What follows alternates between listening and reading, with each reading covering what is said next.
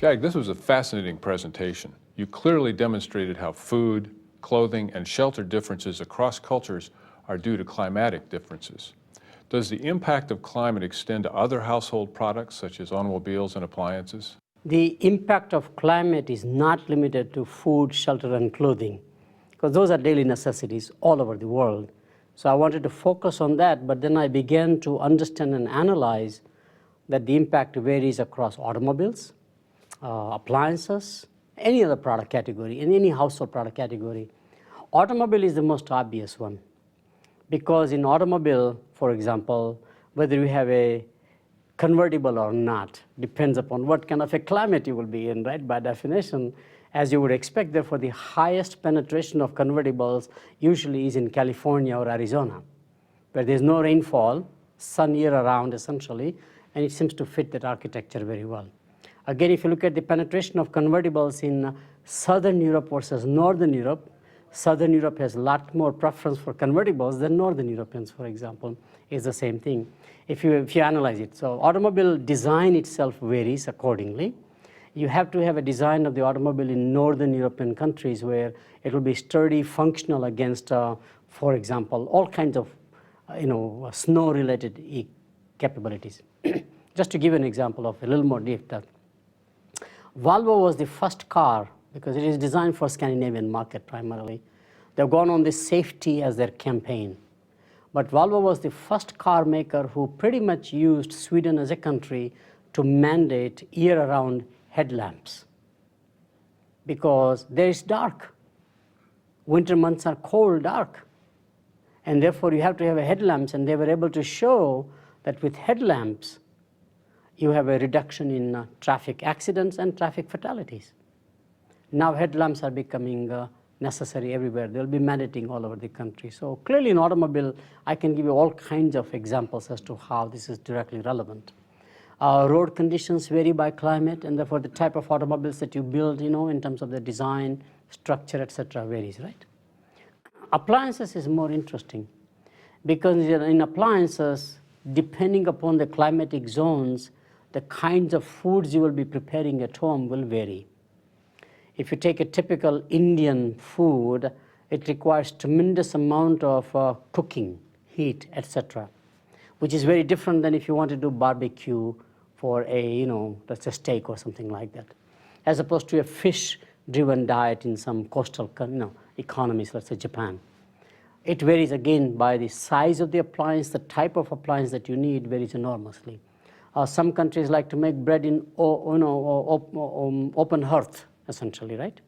Some like to bake, some like to fry. Appliances vary accordingly, again, in my view. So in appliances, we find similarly the differences arise by climatic differences.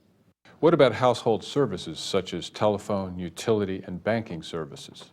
Household services was a little harder for me to think whether climatic aspects are relevant or not. It turns out that it is possible to think from that viewpoint. For example, if you take the banking services. In banking services, should you provide an indoor atmosphere, you don't have to get out of your car, is it more for convenience or is it more for weather-related activities, In banking services, you may find that certain types of bank accounts are like ATM machines, certain types of bank accounts are more prevalent or more necessary than other types. Again, from a climatic viewpoint, it turns out to be access to money, how quickly do you need the access varies enormously. Credit card prevalences vary enormously by climatic zones, I'm finding it.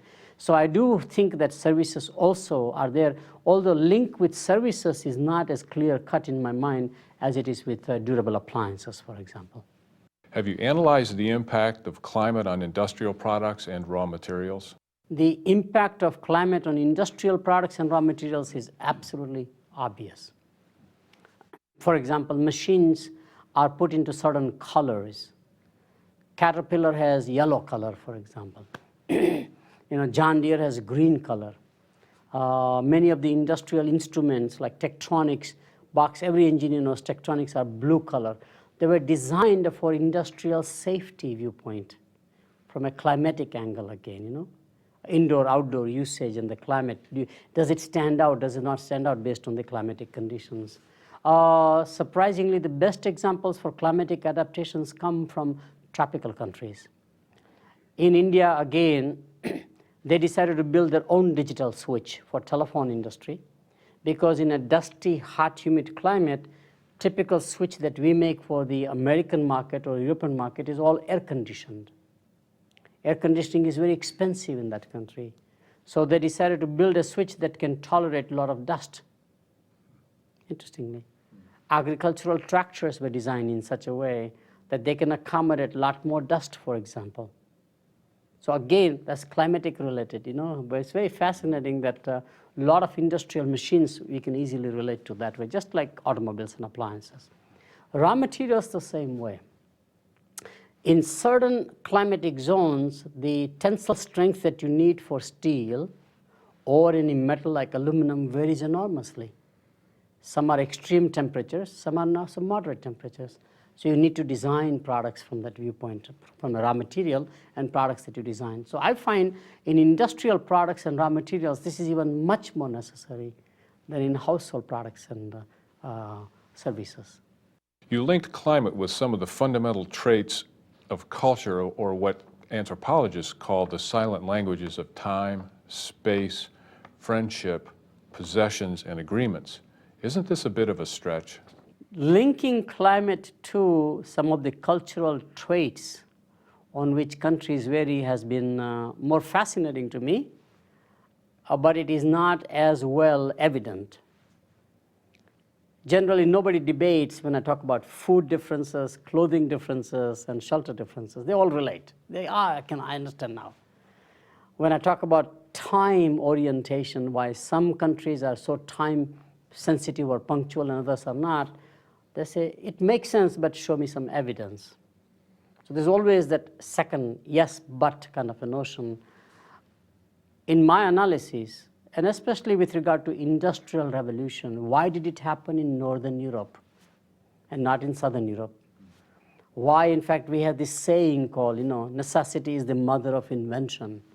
I think there are some truths. If you go back to our ancient cultures and traditions and literature, you will find that there could be a scientific evidence for all of the cultural traits that we talk about, such as time, space, friendship, agreement, the clan behavior, versus a non-clan behavior. So I do believe, in fact, that there is a link there. Whether the link is a scientific, and can I, as a scientist and a scholar, as opposed to just a preacher, for example, or a journalist, can I come to that understanding? I'm trying to validate whether my hypothesis in these areas, it makes face validity is there, it makes evident, makes sense. But can I then validate by research is the next journey that I would like to go through myself. Thank you for another fascinating session. Thank you.